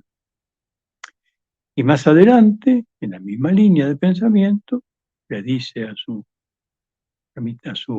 interlocutor: ama estar frecuentemente en la celda, si quieres ser introducido en la bodega del vino. En otro texto, este sí de incuestionable autenticidad, el Aquinate vuelve sobre el silencio en cierto modo, pero ahora no en relación con quien estudia la verdad, sino en relación con quien la enseña. Entonces estamos refiriendo al comentario de Santo Tomás del libro sobre la Trinidad de Boecio. Allí, en la primera parte, cuestión 2, artículo 4, corpus, Santo Tomás sostiene esta interesante afirmación: las palabras del maestro deben ser de tal modo moderadas que sean provechosas para el oyente y no lo dañen. Verba docenti, ita deben esse moderata, u proficien non nocem audienti. Esto se entiende si recordamos que toda la cuestión 2 de este texto, de esta cuestión 2 del Super Boetium de Trinitate, está dedicada a la manifestación del conocimiento de Dios. Y el artículo 4, que es el que hemos citado, indaga acerca de si las cosas divinas se han de velar con palabras oscuras y nuevas. Y así Santo Tomás aconseja a los maestros cubrir con el silencio la arcana verdad de la fe, si ésta puede estar expuesta o a la irrisión de los infieles o a la escasa comprensión de los pequeños, que no la entienden perfectamente y pueden errar. Reflexionemos sobre estos dos textos. No solo es necesario el silencio interior para que la contemplación de la verdad madure en el que aprende, También es preciso que quien transmite la verdad, esto es el maestro, sea parco y moderado en el hablar. Y cuando la ocasión lo exija, sepa cubrir la divina verdad con el manto del silencio. He aquí una verdadera pedagogía del silencio, muy apropiada para estos tiempos en que una de las mayores formas que asume el ruido es la verborrea de muchos que se dicen doctores. En este mismo libro que estamos citando, comentario al libro de la Trinidad de Boecio, Tomás nos ilustra acerca del sentido y de la adecuada medida del silencio cuando tratamos de las cosas divinas. Ahora vamos a referirnos al artículo primero de esta misma cuestión segunda. Y en este artículo primero, el Santo Doctor se plantea si es lícito investigar acerca de las cosas de Dios. Si es lícito valerse de las razones de los filósofos para investigar las cosas de Dios. Y el mismo doctor pone una objeción, la objeción sexta, que dice así: a Dios se debe todo, no, dice el objetor, ¿no? Pero las cosas secretas se honran por medio del silencio, lo que es conforme con lo que leemos en el Salmo 64, según el texto de Jerónimo. El silencio es para ti, Señor, una alabanza. Es decir, el mismo silencio es tu alabanza. Por tanto, concluye el objetor, debemos guardar silencio y no estudiar las cosas de Dios.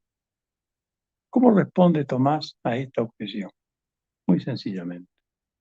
Dios es honrado por el silencio, primera cuestión. Pero no porque no digamos nada de Él o porque no indaguemos nada acerca de Él, sino porque comprendemos nuestra impotencia para concebirlo. Repito, comprendemos nuestra impotencia para concebirlo. Es bien claro que de lo que se trata es de un silencio que no excluye la indagación, sino que la lleva a su plenitud, que es precisamente el silencio. Y esto nos lleva a la segunda dimensión del silencio, el silencio como plenitud de la palabra. Respecto de este tema, Santo Tomás no dejó nada escrito, pero nos legó algo mucho más valioso: el ejemplo de su propia vida. Es un hecho muy conocido que al final de sus días, el Santo Doctor cayó en un misterioso silencio, acompañado de abundante llanto, solo interrumpido por algunas pocas palabras con las que respondía a los reclamos de quienes lo rodeaban, en especial su fiel secretario, amigo y confesor, Fray Reginaldo de Piperno. De acuerdo con el relato que nos han dejado Guillermo de Tocco, biógrafo oficial, en su texto Vita Sancti Tome Quinatis, y el Bartolomé di Capua, en el número 79 de las actas del proceso napolitano de canonización, según estos testimonios concordantes, sucedió que los primeros días de noviembre del año 1273, Tomás comienza a redactar el Tratado de la Penitencia de la tercera parte de la Summa Theologiae. Dicta y escribe varias cuestiones. El día 5 de diciembre termina dictando la cuestión 90, que versa sobre las partes de la penitencia en general. En la mañana del día siguiente, el 6 de diciembre de 1273, después de celebrar la Santa Misa de la festividad de San Nicolás, en la capilla del convento de Nápoles dedicada a este santo, experimentó una admirable conmoción. Fue conmovido por una admirable conmoción. Fue un arrobamiento muy prolongado, con derramamiento de muchas lágrimas. Estaba, dicen los biógrafos, como fuera de sí. Como era su costumbre, oyó una segunda misa. Santo Tomás tenía por costumbre después de celebrar misa, oír él, y a veces acolitar, otra misa en acción de gracias por la primera que había celebrado. Bueno, esta vez sí oyó esa segunda misa, pero no quiso acolitar. No acolitó. Quedó quieto, rodillas, no hacía más que llorar, aunque dice Bartolomeo de Capo, no estaba triste. A partir de este momento, Santo Tomás dejó de escribir y de dictar a sus ayudantes. Al regresar a su celda, Fray Reginaldo de Piperno y los demás escribientes se presentaron ante Tomás para continuar con el trabajo del día. Fray Tomás amablemente le dijo que no podía continuar. Los ayudantes se retiraron de la celda y dejaron al Aquinate a solas con Reginaldo. Reginaldo mira alrededor asombrado. Para su sorpresa, la mesa de trabajo de Fray Tomás estaba vacía. Los códices, los papeles, las plumas, los tinteros, todo estaba guardado. Tomás, arrodillado en el suelo, seguía llorando. Fray Reginaldo le pregunta: Padre, ¿por qué has abandonado un trabajo tan grande? Obviamente en referencia a la suma teológica, comenzado para alabar a Dios e iluminar al mundo. Y Tomás le contestó: Reginaldo, no puedo más. Reinalde, non possum, non posso. Día tras día se repite esta misma escena, esta misma conversación. Pasada una semana, Reginaldo teme que la salud mental de su amigo estuviese en peligro, debido a los ayunos, al esfuerzo intelectual grandísimo al que se sometía, y le rogó que siguiera escribiendo su obra, su magna obra. Pero Tomás exclamó: no puedo. Todo lo que he escrito me parece paja comparado a lo que he visto y me ha sido revelado. Non posso, quia omnia quae scripsi videntur mihi, alea respectuorum que vidit e revelata sunt mihi. Mucho se ha escrito sobre este misterioso silencio de Santo Tomás. Hay diversas explicaciones, cada una de las cuales es tan plausible como las otras. Personalmente he pensado que este extraño silencio final de Santo Tomás fue en realidad un adelanto en la tierra de la visión beatífica. Así parece deducirse de las mismas palabras de los relatos de Guillermo de Tocco y de Bartolomeo de Capo. Recordemos lo que dice: non posso quia omnia quae scripsi videntur mihi palia respectuorum quae vidit. Respecto a aquello que vi, es una visión, y aquello que le fue revelado. Efectivamente, Tomás habla de aquello que vio, quae vidit, y de aquello que le fue revelado, quae revelata sunt mihi. ¿Y qué es lo que vio? ¿Qué es lo que le fue revelado? A tal punto que toda aquella sublime doctrina, elaborada a través de años de incesante magisterio, le pareciese algo tan ínfimo como un puñado de paja, de heno, es decir, casi nada. Quizás no haya sido sino un destello sobrenatural del rostro de Dios adelantado ya en esta tierra, en Lumen Gloria. Pero más allá de cualquier explicación, este silencio nos pone frente a un hecho irrecusable. Tomás de Aquino culminó su vida en el silencio, es decir, todas sus ajustadas, armoniosas y sobrias palabras culminaron en el silencio, un silencio que paradojalmente resultó ser la más alta de sus lecciones. Y esto nos lleva a concluir lo que ya adelantamos, que nuestras palabras apenas dan cuenta de la realidad que quieren expresar, que ellas proceden de silencios profundísimos y avanzan hacia nuevos silencios colmados de plenitud de vida y de verdad.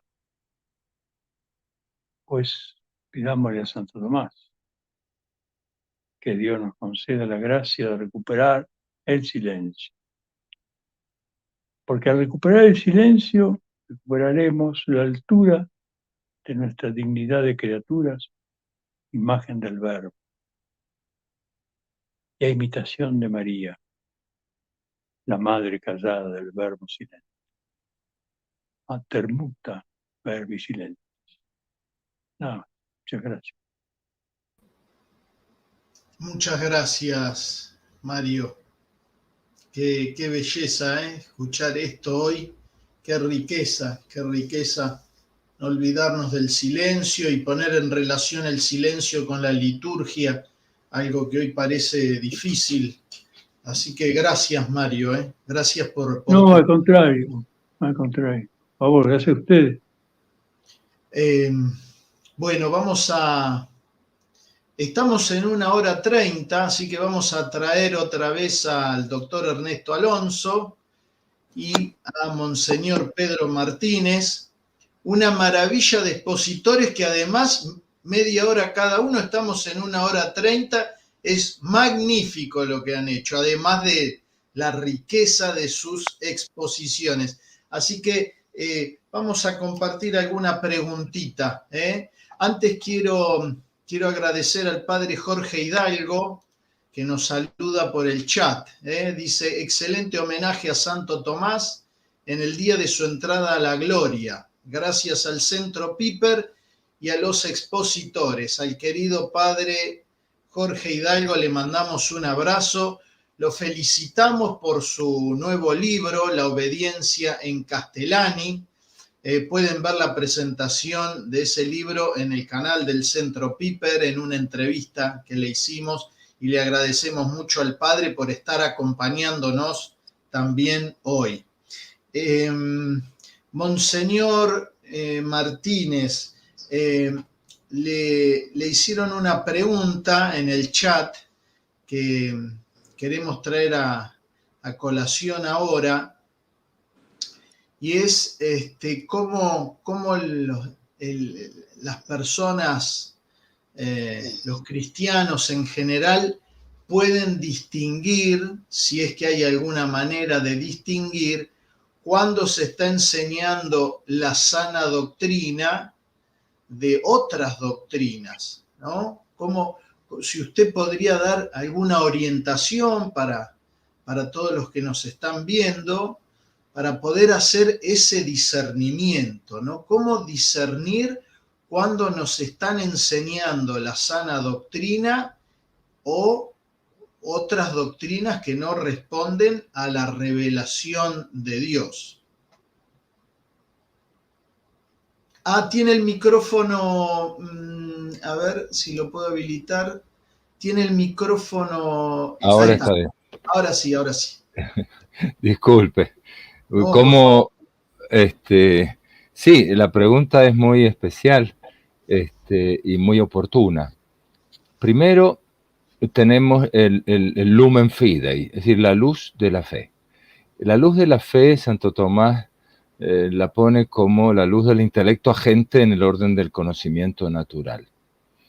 Por lo que aquel que tiene la fe, y sobre todo la fe formada, es decir, en la caridad, cuando leemos San Pablo, por ejemplo, o el Evangelio, entendemos lo mismo que entendió San Pablo, lo mismo que entendió un padre de la Iglesia, San Jerónimo, los santos, y lo mismo que entendemos nosotros, por la virtud de la fe y el lumen fidei.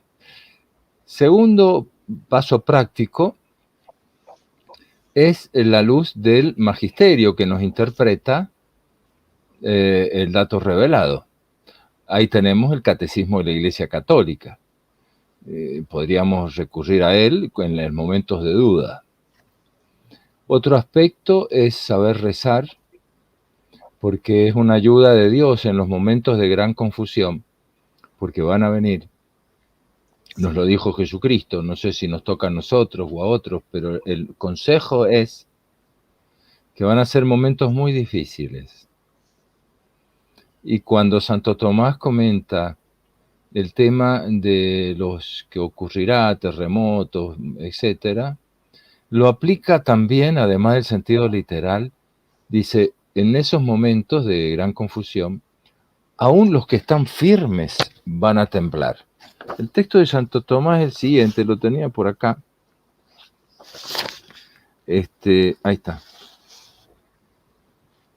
Es decir, que serán conmovidos los cristianos firmes y sólidos, como por un terremoto, por la gran seducción y confusión ante la sana doctrina pervertida. El comentario de San Mateo. Ides homines qui son solidi movebuntur. Es decir, va a ser momentos difíciles, por eso hay que rezar a la Virgen que ya aplastó al demonio en el momento final, que lo tiene que aplastar en nosotros. Me parece que el tema es ese, ¿no? No creo que haya otra posibilidad y pedir que Dios nos ayude, porque es un don poder entender bien la verdad. Gracias, Monseñor. No podemos dejar de relacionar esto con algo que es de público conocimiento, que es el desarrollo de el camino sinodal en Alemania, donde pareciera que escuchar a todo el mundo y juzgar según la revelación está siendo modificado, ¿no? Se escucha a todo el mundo, pero nos parece no juzgarse según la revelación, sino según criterios mundanos, según criterios mundanos. Y esto es muy notable, porque también allí hay obispos y cardenales, ¿no? Aunque ahora el cardenal Casper ha dicho que la Iglesia no puede ser modificada en sus enseñanzas, pero él ha sido uno de los que atizó ese sínodo. ¿Qué le recomendaría, Monseñor, a los que nos están viendo y quieren profundizar en la sana doctrina? ¿Qué texto? Ha nombrado el catecismo también, ¿no? Recién. ¿Algún otro texto que pueda ser de ayuda para profundizar, para meditar en la fe verdadera y no dejarse llevar por cualquier viento de doctrina y no caer en esto de no soportar la sana doctrina en este momento, ¿no? Sí, es preocupante las noticias que nos van llegando ya desde hace un tiempo, especialmente a partir del presidente de la Conferencia Episcopal Europea, el cardenal Hollerich, ¿no? Que en un momento nos hablaba de una revisión de la moralidad sexual. Nos lo dicen también varios del sínodo. El mismo cardenal Marx hace poco ha inaugurado como un museo y donde afirma el hecho del repensar el tema de la sexualidad. Pero, además de eso, está la Iglesia, una especie de reforma o reinventar la Iglesia nueva, porque es verdad que hay cosas que pueden renovarse, pueden o no existir las congregaciones romanas, por ejemplo, pero no puede no existir el fundamento de los apóstoles, es decir, la Iglesia la fundó Jesucristo en el fundamento de los apóstoles, no en el fundamento de opiniones mayoritarias, como la esposa de Cristo. La esposa inmaculada, el Cordero Inmaculado. No asustarse. Hay, por otro lado, obispos y cardenales que son muy lúcidos para distinguir, pero no asustarse. Esto ha pasado, ¿se imaginan? Hace poco un obispo dijo, si los obispos no hubieran hablado, seríamos todos arrianos. Ya pasó en tiempo en la Iglesia misterioso del arrianismo. Pero sí, a otros no les conviene leer tantas cosas, les hacen mal, porque puede ser que uno se altere demasiado y a su vez quiera uno reinventar otra iglesia. no la actual, ¿no? Basada en alguna cosa antigua. Hay que ser muy sereno, muy lúcido. Hay que pedir a Dios esa gracia. Pero sí, hay que recordar que el mismo Papa dijo que el camino sinodal no es democracia en la Iglesia. No es cuestión de mayorías. Hay verdades que son inmutables. Otros en el sínodo están hablando de un nuevo sacerdocio. Ahí me hace acordar a la rebelión que hubo, que relata el libro de los Números, capítulo 16, si se ven. Lo leen allí y van a ver que dice que contra Moisés y Aarón se sublevaron los demás diciendo, somos todos iguales. Yo lo interpreto un poco como rebelión del sacerdocio común de los fieles y sacerdocio ministerial. Somos todos iguales. Entonces, un obispo, sucesor de los apóstoles, el sacramento del sacerdocio como sacramento queda desfigurado y queda anulado. Por eso la liturgia muchas veces hay cambios y cosas y participaciones indebidas. Pero yo diría así, estamos serenos, todavía el camino sinodal alemán y el oficial de la Iglesia no ha terminado. Hasta ahora dicen que solamente es escuchar. Pero claro, hay afirmaciones que vienen a hacernos dudar muchas veces si realmente se va a poder volver atrás. En este camino sinodal está todo lo que empezó el americanismo en 1892 y el modernismo, es decir, la adaptación al espíritu del mundo. Y esa adaptación es como la repetición de aquello al pie de la cruz. Bájate de la cruz y creeremos en ti. Es decir, le piden a la Iglesia que quite cosas para que le crean. Y lo que decía el modernismo es que y el americanismo sobre todo, que es el que comienza, esa adaptación al mundo es para ayudar a la Iglesia que pueda vivir socialmente, que pueda vivir en la sociedad. Y hay cosas que no se pueden cambiar para nuestro bien. Los mandamientos son para nuestra felicidad. En fin, habría mucho más que hablar. Así es, muchas gracias, Monseñor. Qué bien nos viene a recordar eso de que nos tenemos que mantener serenos, ¿no? Sobre todo porque el cardenal Marx ha dicho que también hay que revisar el catecismo, es decir, esta gente quiere revisar todo y cambiar todo, ¿no? Así que sus palabras, usted habló de los obispos lúcidos, los cardenales lúcidos que hablan, y entre ellos creo que está usted y se lo agradecemos mucho, por esta palabra tan clarificadora. Y de paso, recomendamos una entrevista que hicimos con Monseñor hace unos meses, unas reflexiones sobre la sinodalidad en la Iglesia que van a encontrar también en el canal de YouTube acá del Centro Piper. Una pregunta ahora para el doctor Ernesto Alonso. ¿Qué lugar ocupa Santo Tomás de Aquino, dice Marcelo, en los seminarios diocesanos actuales? Ernesto, tendrías que habilitar tu micrófono y ahí poder responder esa pregunta. En los seminarios de la formación de los sacerdotes, supongo que esa sería la pregunta. Sí, entiendo que es los seminarios diocesanos, dice, así que supongo que se refiere a la formación sacerdotal, el lugar de Santo Tomás en la formación sacerdotal. La verdad que en primer lugar debería decir que quizás quien más competencia tenga para responder a esa pregunta es Monseñor Martínez, no porque la quiere eludir, sino porque, primero porque él ha sido durante muchos años rector de un seminario, después ha sido obispo de San Luis, y quizás tiene mucha más competencia que yo, digamos, seguramente tiene más competencia que yo para evacuar esa duda, ¿no? No quiero eludir la respuesta, pero no quisiera decir algo que quizás no sea, como diríamos,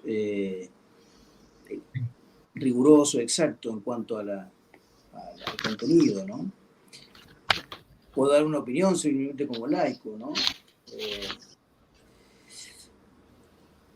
pero es una opinión muy temeraria, por cierto, me gustaría que después la completemos, señor Martínez. Tengo la impresión un poco penosa y triste, por lo menos por los seminarios que conozco, digamos, algunos que conozco, en que la impresión de que o bien Santo Tomás está mediatizado, digamos, por una serie de interpretaciones o de corrientes teológicas contemporáneas, o bien directamente es suplantado, digamos, ¿no? Es quizás como... Me acuerdo de una cosa que decía el Papa Juan Pablo II en su encíclica Fides et Ratio, cuando al final de la encíclica enumera una serie de expresiones filosóficas contemporáneas, alude al eclecticismo, al relativismo y alude al historicismo, ¿no? Entendiendo por historicismo esa concepción por la cual no existe una verdad universal necesaria para todo tiempo y lugar, sino que depende siempre de condiciones socioculturales, sociohistóricas, digamos, o histórico-culturales, y por lo tanto lo que fue verdad un tiempo, hoy ya no lo sería más, ¿no? En general, hay en la filosofía contemporánea hay una deriva bastante importante hacia esta orientación, ¿no? No hace mucho tiempo conversaba con un joven teólogo. Teólogo se definía este joven de un seminario acá en Argentina, en el centro de la República, y preguntándole, digamos, qué lugar tenía Santo Tomás en el currículum de estudios del seminario, me decía que tenía un lugar histórico simplemente, histórico en el sentido de decir, lo estudiamos dentro de la historia, de la teología, ¿no? Y la expresión que él utilizaba era, reconocemos que Santo Tomás fue un grande para su tiempo, ¿no? Pero bueno, no se pudo hacer, no podía hacerse cargo de una serie de problemas que hoy tiene que enfrentar o que tiene que afrontar la teología. No podía hacerse cargo, él quería decir con eso que no era que Santo Tomás no se planteó una serie de problemas en su tiempo, como por ejemplo, no sé, la ecología, el feminismo, la pobreza, una serie de cosas que enumeraba este formador, este teólogo, porque evidentemente no se planteó esos problemas Santo Tomás, sino porque, digamos, su elaboración teológica no alcanzaba estos problemas. Venía el caso quizás recordarle digamos así, el magisterio constante de la Iglesia recomendando a San Tomás, inclusive los dos documentos del Concilio Vaticano II, la Optata Totius, sobre la formación sacerdotal, y también la Gradissimum Educationes, que también recomienda para las escuelas católicas y las universidades católicas a Santo Tomás como maestro y como formado, como maestro, digamos, como guía, ¿no? Pero también me daba la impresión en esta respuesta que la respuesta era contextualizada, digamos, ¿no? Que el magisterio debía interpretarse no de acuerdo a lo que el magisterio de la Iglesia dice, sino de acuerdo a lo que por ahí las distintas escuelas teológicas pueden decir, ¿no? Bueno, eso es lo que yo puedo decir, sinceramente, ¿no? No he sido nunca profesor de un seminario. He tenido un contacto muy ocasional sobre eso. Por ahí me gustaría que el señor Martínez, no sé si lo comprometo en esta respuesta, pero por ahí lo puede completar mejor.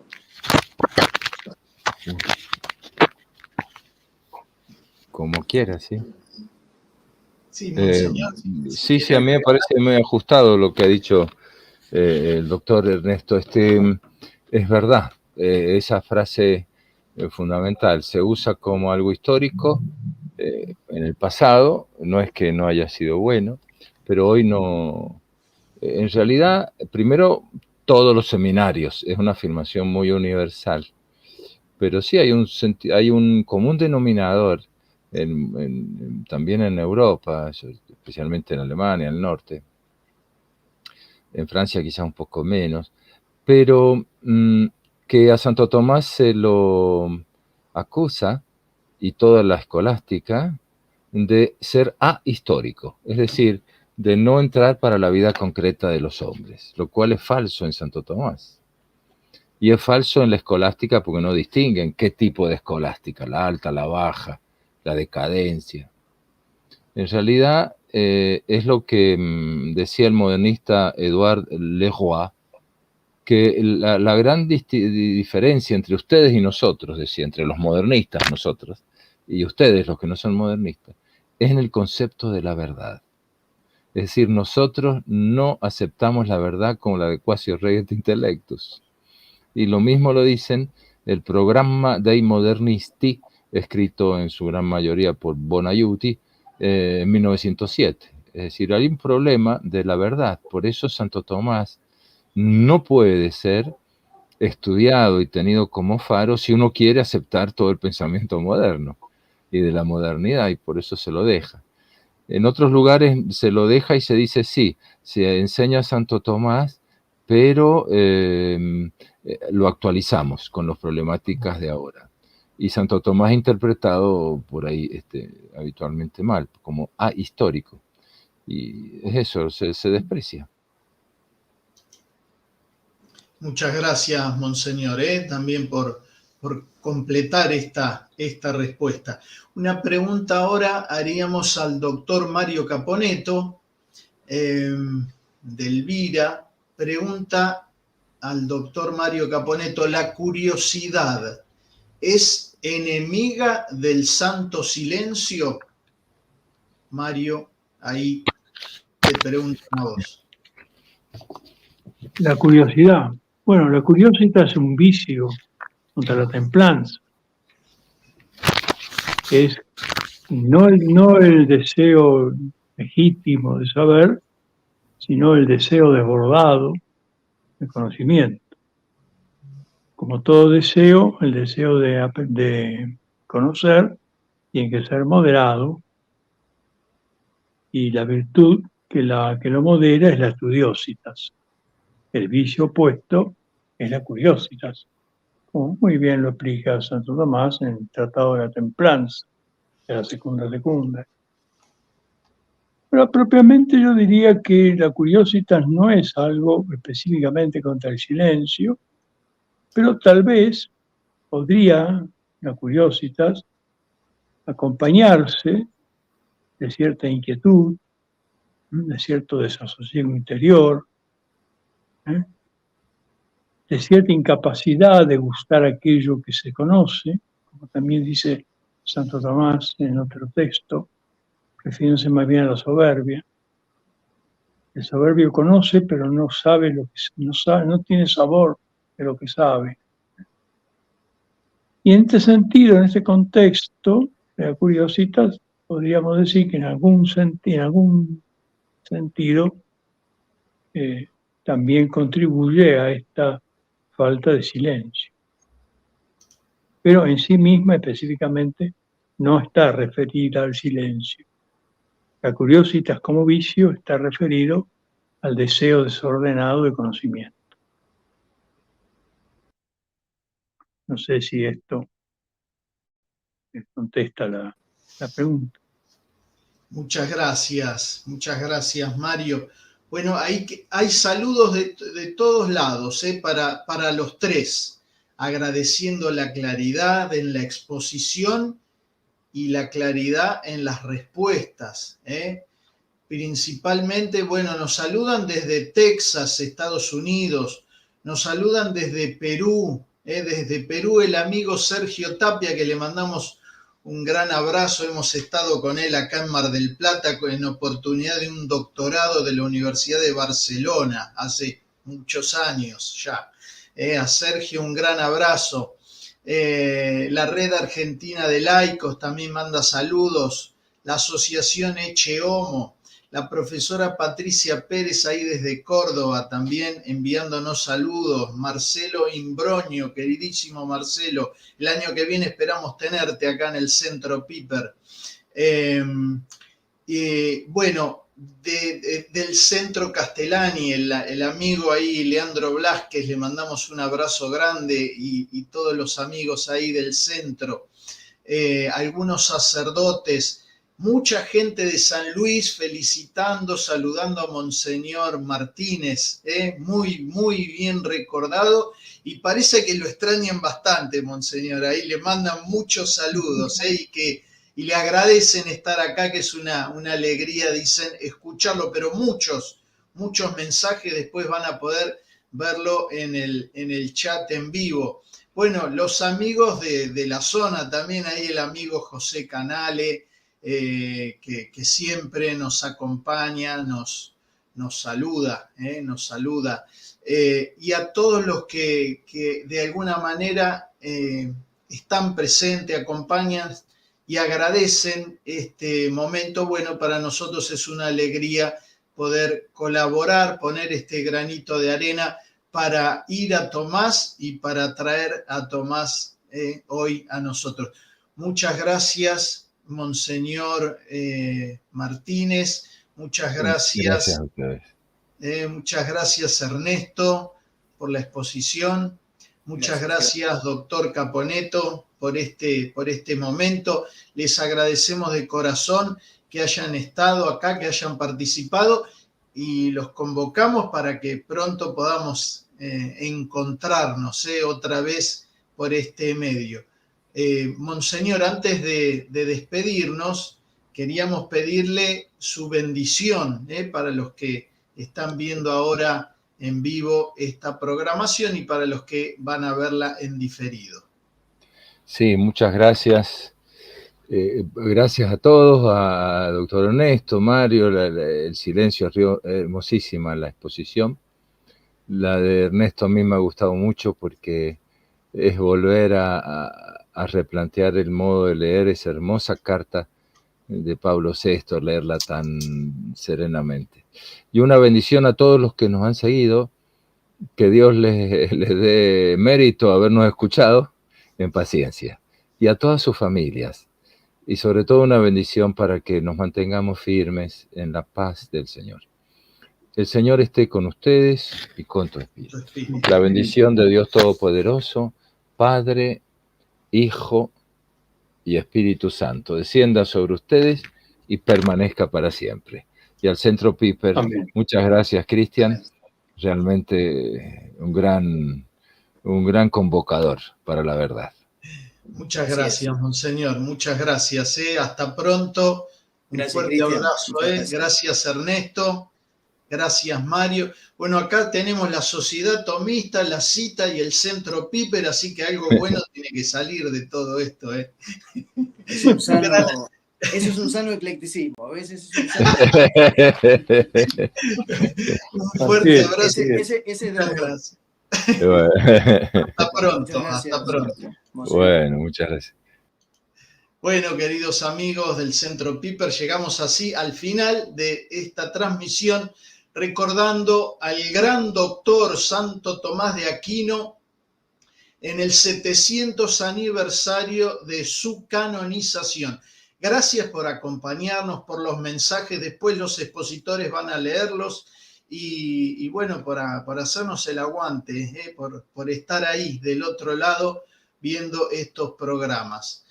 Será hasta la próxima, y en breve habrá noticias del curso 17, curso anual 2023 del Centro Piper. No se lo pierdan, visiten nuestro blog centropiper.blogspot.com para enterarse de la actividad de nuestro centro. Un fuerte abrazo para todos, que Dios los guarde.